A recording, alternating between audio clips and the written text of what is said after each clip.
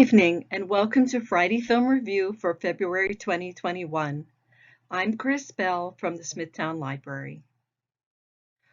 Whether you miss the weekly movie programs at the Smithtown Library or you just want to watch some good films, join us each month for reviews of recommended movies that you can enjoy at home on Fridays or any day you choose using the library streaming services Hoopla and Kanopy.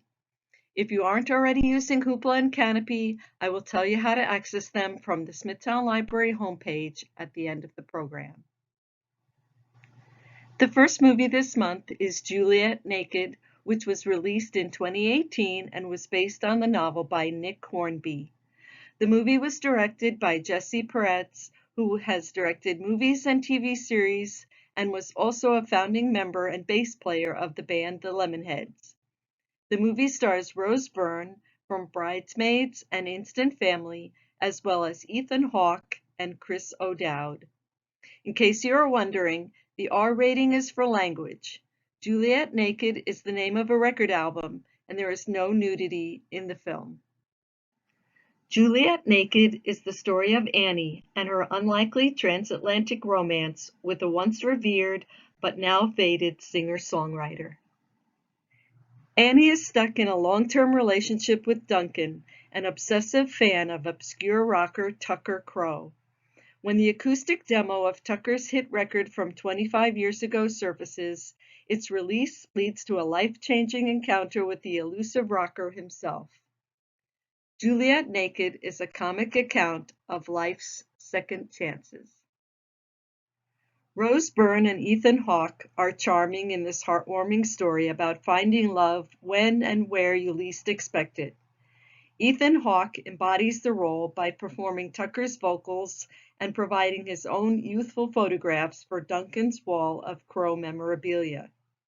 You can watch Juliet Naked and listen to the soundtrack on Hoopla.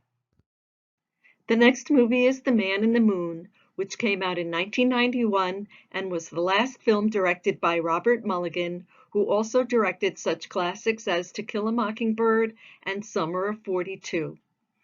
The movie stars a very young Reese Witherspoon in her film debut.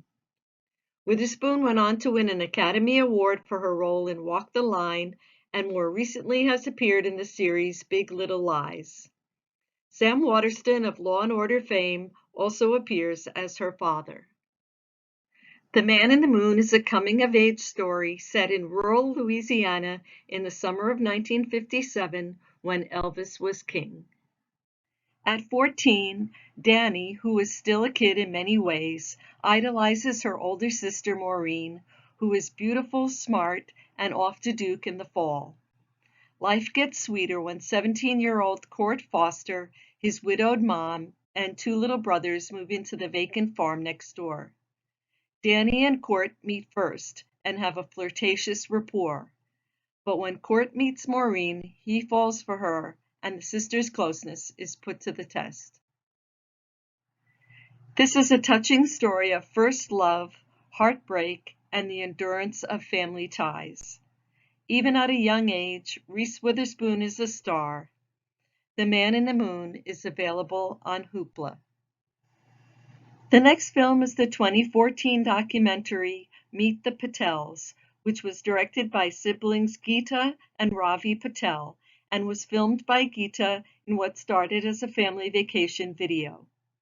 Geeta has subsequently directed a number of TV projects, and as an actor, Ravi has made many TV and film appearances, including the new movie Wonder Woman 1984.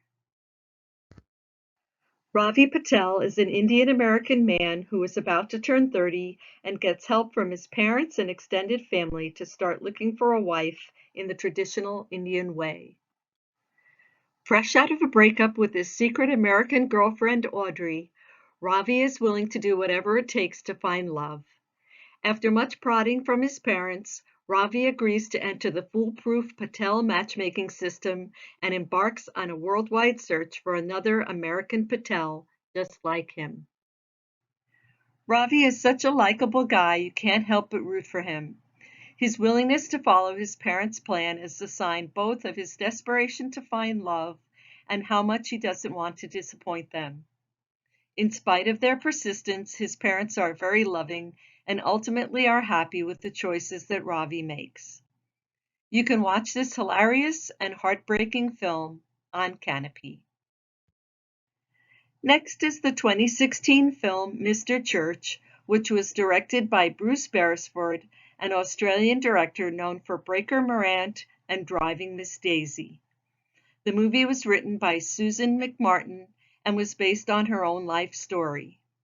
Comedian Eddie Murphy, whose films include Trading Places, Beverly Hills Cop, and Shrek, stars in his most dramatic role. Mr. Church tells the story of a unique friendship that develops when a little girl and her dying mother obtain the services of a talented cook, Henry Joseph Church. What begins as a 6-month arrangement instead spans 15 years and creates a family bond that lasts forever. When Charlie's mother tells her that Mr. Church is going to cook for them, Charlie wants no part of it. Over time, Mr. Church wins her over with his delicious food and the classic books he encourages her to read.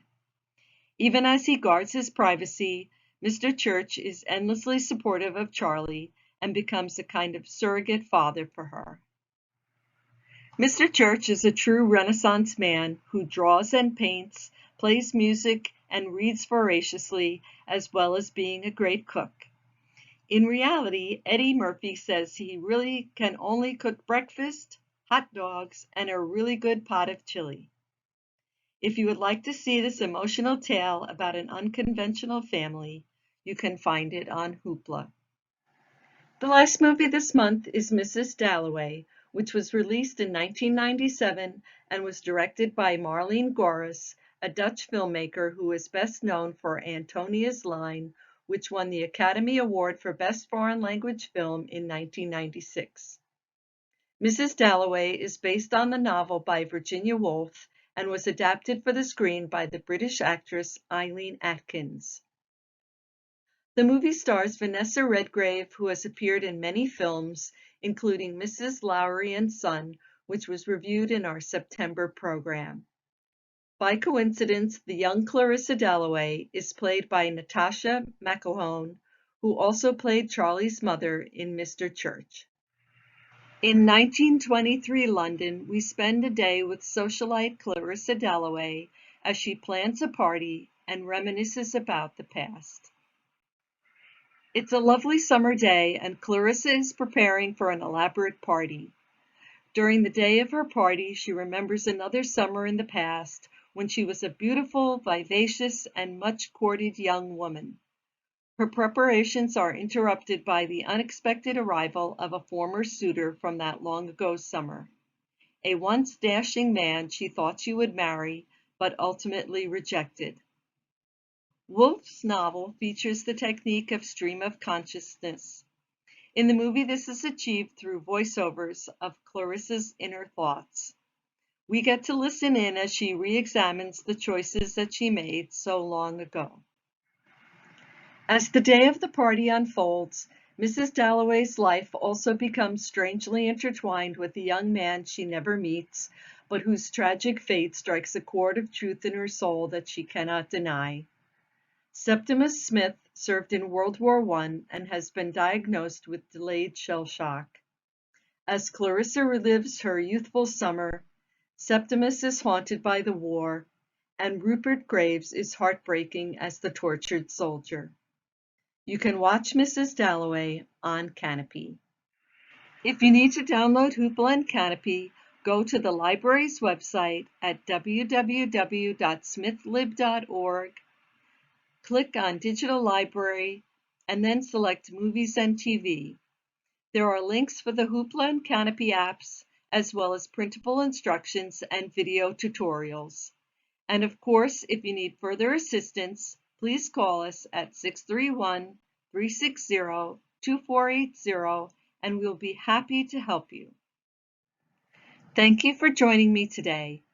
If you are new to the Friday Film Review, you can catch up with the programs from July through January, which are also available on the library's YouTube channel under Past Programs in the Programs and Events section of our homepage. And don't miss March's Friday Film Review, which will be available starting on March 5th. Please continue to visit the library's website at www.smithlib.org for more programs and resources.